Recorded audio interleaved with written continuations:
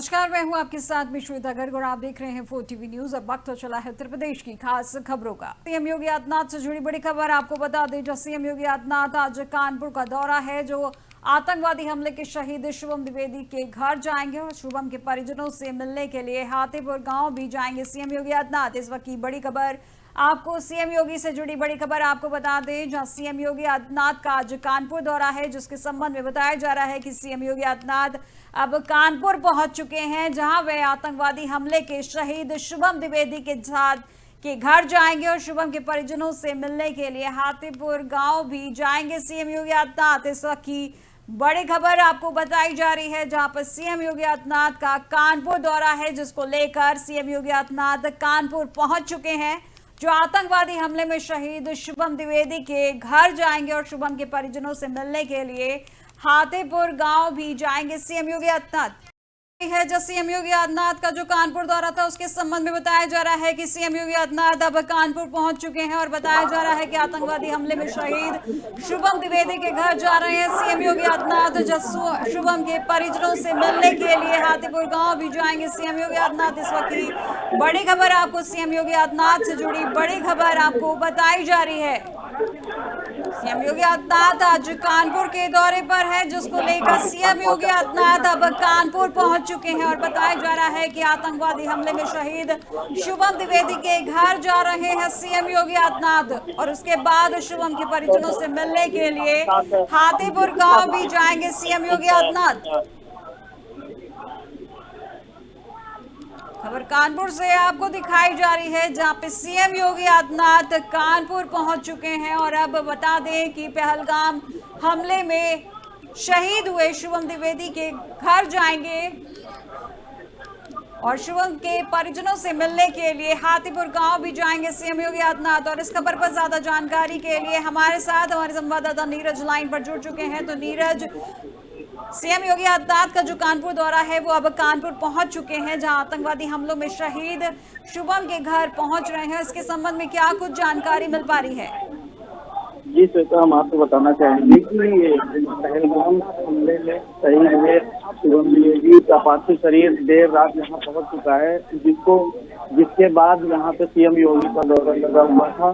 CM योगी अभी थोड़ी ही देर पहले यहाँ पहुंचे हैं, शुभम के परिजनों से मुलाकात अंदर कर रहे हैं, जिसके बाद वो प्रेस वार्ता कर पूरी बात बताएंगे और अब क्या शुभम के परिजनों से बात हुई है, पूरी बात बताएंगे। जी श्वेता। जी नीरज, इसी के साथ जिस तरीके से एक घोषणा की गई है मृतक के परिजनों को एक सहायता राशि देने के लिए, इसके संबंध में भी क्या आज ही के दिन उनको सहायता राशि भी दी जाएगी या इसके बाद उनको इस तरीके की मदद दी जाएगी?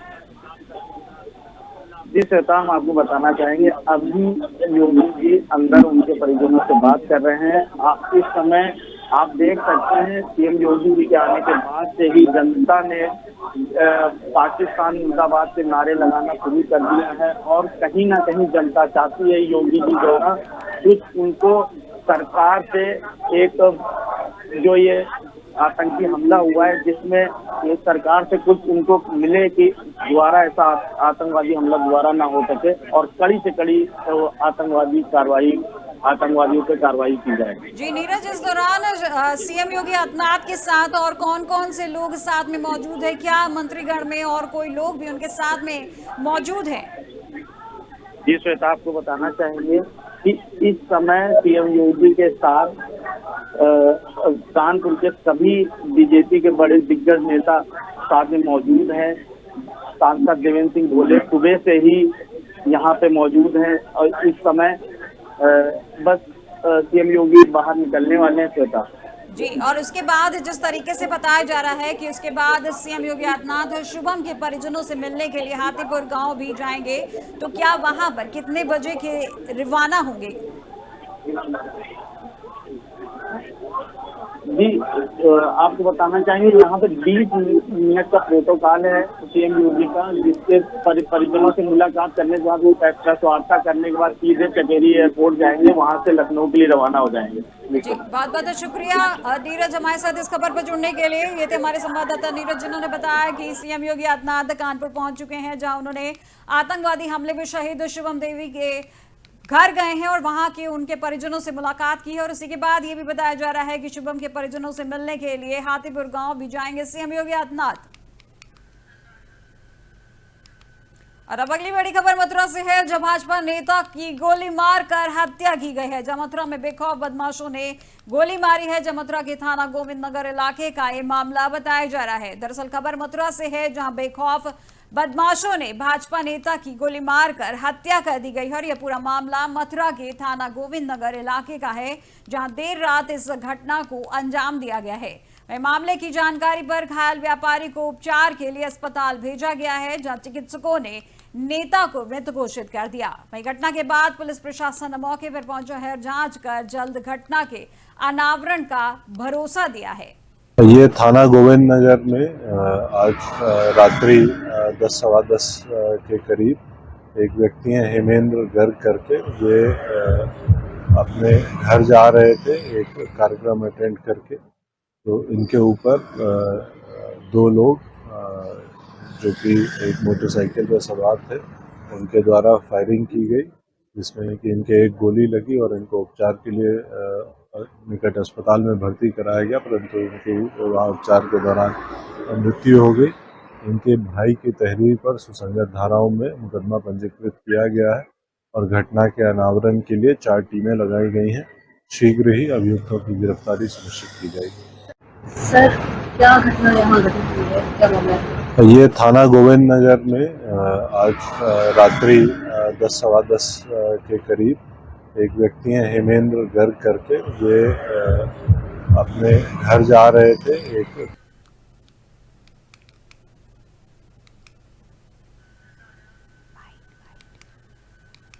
खबर उत्तर प्रदेश के एटीएस से है, जब बुधवार देर रात प्रतिबंधित आतंकी संगठन खालिस्तान कमांडो फोर्स यानी केसीएफ के आतंकी मंगत सिंह उर्फ मांगा को गिरफ्तार किया गया है और उस पर 25,000 रुपए का इनाम था।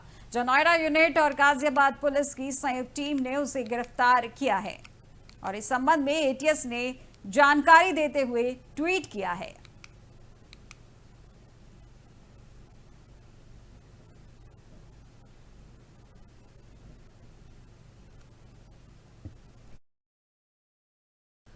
अब खबर बिजनौर से है, जहां एनकॉर्ड समिति की एक समीक्षा बैठक हुई है, जहां जिलाधिकारी की अध्यक्षता में बैठक हुई है, जहां हिस्ट्री शीटर मामलों को लेकर डीएम ने निर्देश दिए हैं। खबर बिजनौर से है, जहां जिलाधिकारी की अध्यक्षता में एनकॉर्ड समिति की समीक्षा बैठक हुई है, जिसमें हिस्ट्री शीटर मामलों में ठोस पैरवी को लेकर डीएम जसजीत कौर ने निर्देश दिए हैं। साथ ही पॉक्सो मामले में सजगता और गंभीरता से जांच के आदेश दिए हैं। वहां लंबित वादों के शीघ्र निस्तारण को लेकर और एंटी नारकोटिक्स अभियान को और सशक्त बनाने के लिए अधिकारियों को विशेष निर्देश दिए गए हैं। और इतना ही नहीं, उन्होंने जिले में मादक पदार्थों के त्वरित विनष्टीकरण पर जोर देते हुए नशीले पदार्थों की तस्करी रोकने का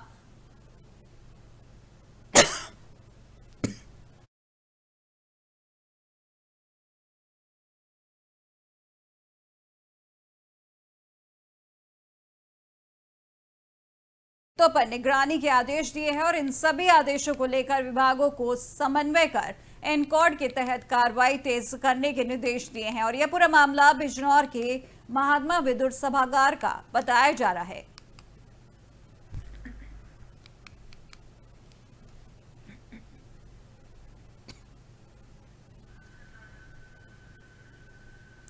खबर महोबा से है, नवागंतुक जिलाधिकारी गजल भारद्वाज पहुंचे हैं महोबा, जहां कोषागार कार्यालय पहुंचा है संबल। वहीं पर बताया है उन्होंने जिलाधिकारी का चार्ज, जिलाधिकारी के साथ एडीएम एसडीएम सहित तमाम अधिकारी भी मौजूद बने हुए हैं। और इस वक्त की बड़ी खबर आपको महोबा से दिखाई जा रही है। नवागंतुक जिलाधिकारी गजल भारद्वाज पहुंची है महोबा, जहां कोषागार कार्यालय पहुंचकर संभाला है उन्होंने जिलाधिकारी का चार्ज। जिलाधिकारी के साथ एडीएम एसडीएम सहित तमाम अधिकारी भी मौजूद बने हुए हैं।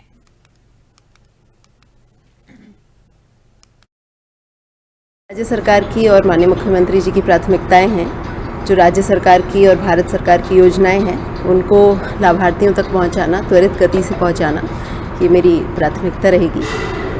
ज़िला महोबा में शिक्षा के क्षेत्र में, हेल्थ के क्षेत्र में, कृषि, सिंचाई आदि के क्षेत्र में विभिन्न प्रकार की जो योजनाएं चल रही हैं, उनका संचालन प्रॉपर तरीके से किया जाना प्राथमिकता रहेगी।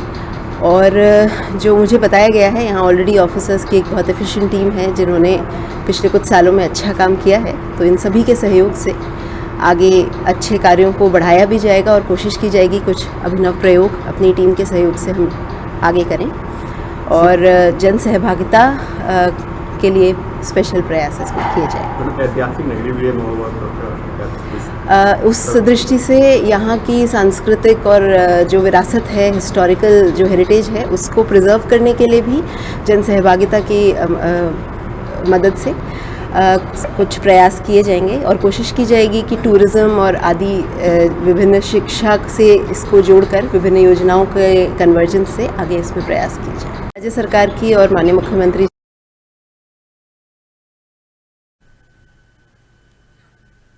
अब खबर वाराणसी से है, जहां पहलगाम में हुई आतंकी घटना के बाद वाराणसी में मुस्लिम महिलाओं ने आतंकवाद का पुतला फूंका है और पाकिस्तान मुर्दाबाद के नारे लगाए हैं।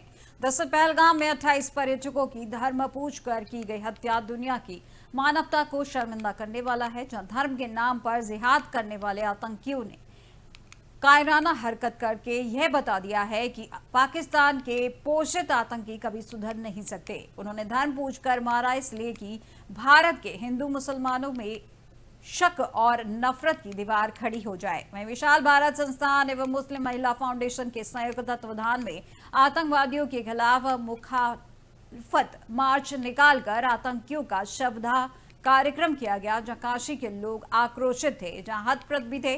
इस्लाम के रहनुमा अब आतंकियों का धर्म नहीं देखेंगे और एक भी आतंकी बचने ना पाए, भले ही थोड़ी देर हो जाए, लेकिन पाकिस्तान का दाना पानी बंद करो। वही पाकिस्तान मुर्दाबाद जैसे नारे भी लगाए। जो आतंकी का धर्म है इस्लाम, इसलिए उनके खिलाफ मौलाना फतवा जारी कर पहले उनको और उनके परिवार वालों को इस्लाम से खारिज करे और यह घोषणा करे कि मरने पर किसी आतंकी को कब्र के लिए कोई जमीन नहीं दी जाएगी। वहीं पाकिस्तान मुर्दाबाद, पाकिस्तान पर हमला करो की मांग लेकर महिलाएं सड़क पर उतर गईं।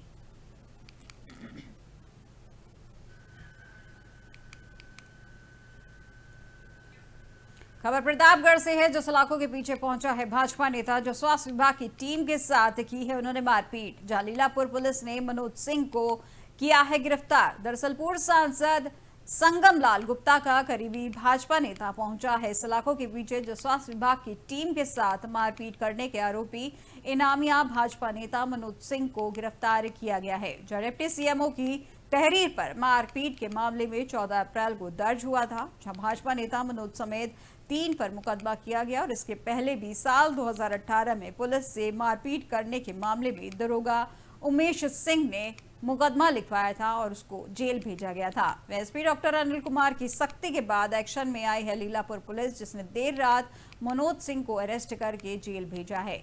वह बीएनएस की धारा में थाना लीलापुर में दर्ज मुकदमे में वांछित चल रहा था, जहां आरोपी लीलापुर थाना के चौकी प्रभारी अजगरा रानीगंज के विनीत कुमार यादव की टीम ने गिरफ्तार कर जेल भेजा है।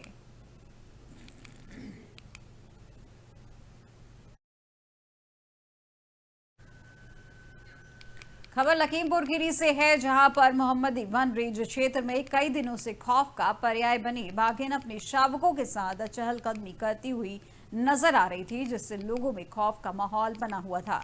वन विभाग की टीम द्वारा मॉनिटरिंग के दौरान बाघिन को ट्रैंकुलाइज कर साथ ही उनके एक शावक को भी वन विभाग ने पकड़ लिया है। जो शावकों को पकड़ने के दौरान एक शावक चकमा देकर मौके से फरार हो गया। जब प्रभागीय वन अधिकारी दक्षिण खीरी संजय विशाल ने जानकारी देते हुए बताया कि एक शावक मौके से फरार हो गया था, जिसे वन विभाग की टीम जल्दी पकड़ लेगी।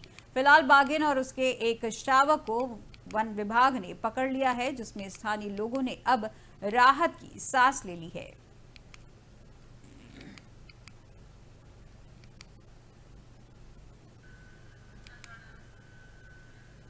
लखीमपुर खीरी जिले में उस वक्त अफरा तफरी मच गई जब चूल्हे से निकली चिंगारी से एक झोपड़ी नुमा घर में आग लग गई, जहां देखते ही देखते तेज हवा के चलते आग ने विकराल रूप धारण कर लिया, जिससे वहां अफरा तफरी मच गई। बताया जा रहा है कि जिले की मजगई थाना क्षेत्र की ग्राम बौधिया कला की ग्राम पंचायत रमुआपुर में तकरीबन 2:30 बजे घर में खाना बनाते वक्त चले से निकली चिंगारी से झोपड़ी में आग लग गई, जहां देखते ही देखते तेज हवा के कारण आग ने विकराल रूप धारण कर दिया और आग की चपेट में गांव के ही लगभग 7 घर आ गए और आग से घर में रखा हुआ अनाज, कपड़े, नकदी सहित घरेलू सामान जलकर खाक हो गया, जिससे ग्रामीणों का लाखों रुपए का नुकसान होना बताया जा रहा है। वहीं आग लगने की सूचना मिलते ही मौके पर पहुंची फायर ब्रिगेड की टीम ने बामुश्किल आग पर काबू पाया है।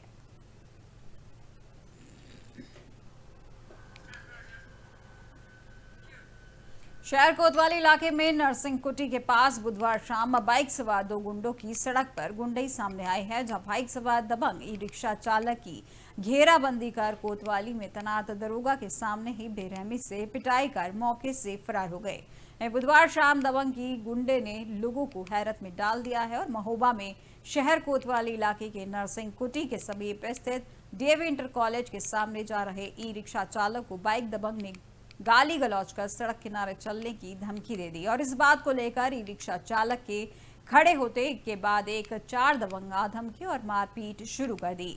पुलिस के सामने ई रिक्शा चालक के साथ बीच सड़क पर गुंडई का वीडियो सोशल मीडिया पर जमकर वायरल हो रहा है, तो वहीं सभी आरोपी मौके से फरार हो गए हैं और इस घटना में ई रिक्शा चालक गंभीर रूप से घायल होकर लाचार अवस्था में घर चला गया है।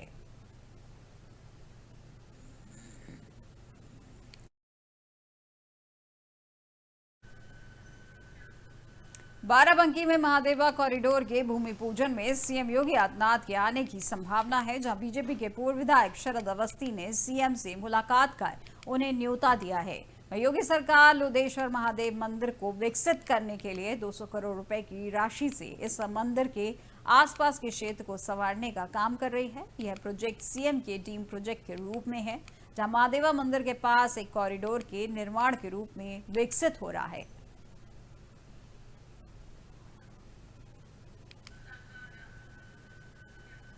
सहसवान क्षेत्र में खेत के ऊपर से गुजर रही टेंशन विद्युत लाइन की चिंगारी से किसान के 8 बीघा गेहूं की फसल जलकर राख हो गई है, जहां सहसवान तहसील क्षेत्र के डकारगुप्ता और भवानीपुर खेरू के बीच खेतीहर इलाके में बुधवार को दोपहर लगभग 1 बजे किसान आले अली पुत्र हकीम अली निवासी ग्राम भवानीपुर खेरू की गेहूं के खेत में विद्युत लाइन की चिंगारी गिरने से एकत्रित रखी हुई गेहूं की फसल में आग लग गई और आग की लपटें देख आसपास खेतों में काम कर रहे किसान भाग खड़े हुए और आग बुझाने की काफी कोशिश की गई, लेकिन आग नहीं बुझी।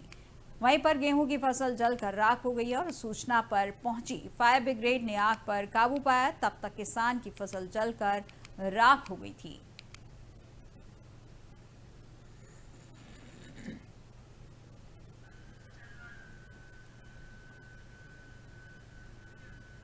आतंकवाद यह शब्द आपने अपने आप में डर, पीड़ा और विनाश का प्रतीक बन चुका है और इसकी भयावह को वही समझ सकता है जिसने किसी न किसी रूप में इसकी त्रासदी झेली हो। निर्दोषों की जान लेना, समाज में भय फैलाना और राष्ट्रीय सुरक्षा को चुनौती देना आतंकवाद का मुख्य उद्देश्य रहा है। वहीं दुख की बात यह है कि आज भी विश्व आतंकवाद के मुद्दे पर एकमत नहीं है। कुछ देश इसे राजनीतिक लाभ और कुछ धर्म के नाम पर इस्तेमाल कर रहे हैं। वहीं भारत की बात करें तो वह 1947 से लगातार इस दंश को झेलता आ रहा है, चाहे वह 1947 में पाकिस्तानी घुसपैठ, 2016 का उड़ी हमला, 2019 का पुलवामा अटैक और हालिया 2025 का पहलगाम हमला इसकी स्पष्ट मिसाल है। भारत हमेशा आतंकवाद के खिलाफ कड़ा रुख अपनाता रहा है, जहां संयुक्त राष्ट्र में comprehensive convention on international terrorism जैसे प्रस्तावों के माध्यम से भारत यह स्पष्ट करता रहा है कि आतंकवाद के खिलाफ वैश्विक स्तर पर एकजुट होकर सख्त कार्रवाई होनी चाहिए। वहीं दुर्भाग्यवश कुछ राष्ट्र अब भी आतंकियों की पनाह देकर अपने स्वार्थ सिद्ध करने में लगे हुए हैं। आज आवश्यकता है कि वैश्विक एकता की भारत का संदेश साफ है, वे आतंकवाद का कोई धर्म नहीं होता और इस पर किसी भी स्तर पर समझौता नहीं किया जाएगा। और इसलिए आज हम समझेंगे आतंकवाद पर भारत का रुख और विश्व के अलग अलग देशों की नीतियों के बारे में, और इस पर देखिए हमारी एक खास रिपोर्ट। सबसे बड़ा आतंकी हमला, धारा 370 हटने के बाद सबसे बड़ा आतंकी हमला।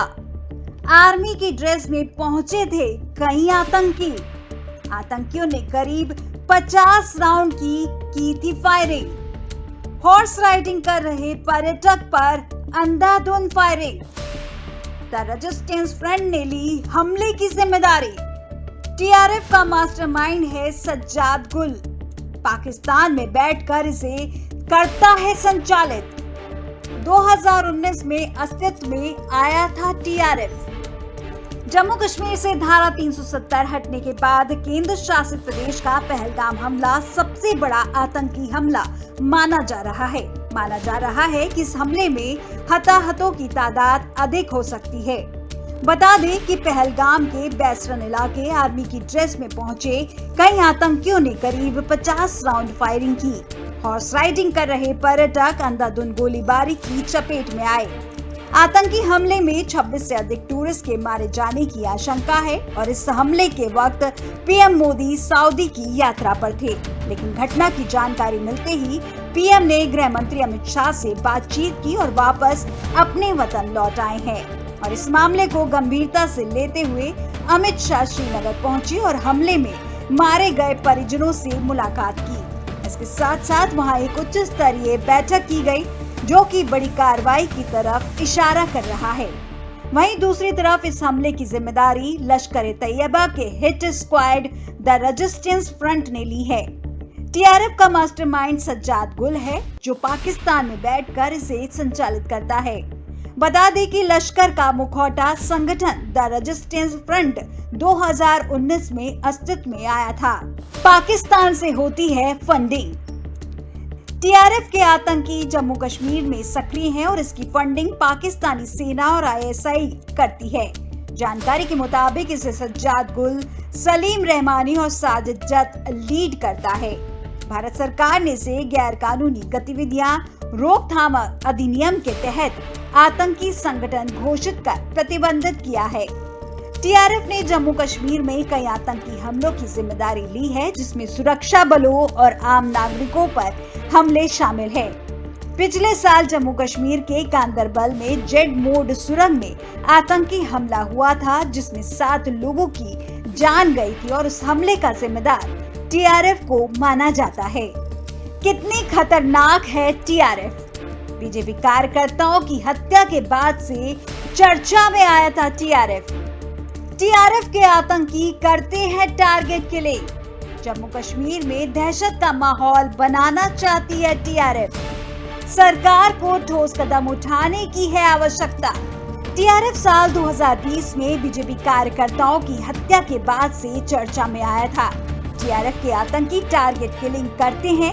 वो अधिकतर गैर कश्मीरी लोगों को मारते हैं, जिससे बाहरी लोगों में दहशत का माहौल बना रहे और वो जम्मू कश्मीर ना आए। लेकिन जिस तरह से देश के अंदर इसके पैरोकार हैं, उससे ये समझना होगा कि आखिर इससे उनके परिवार भी प्रभावित होते हैं।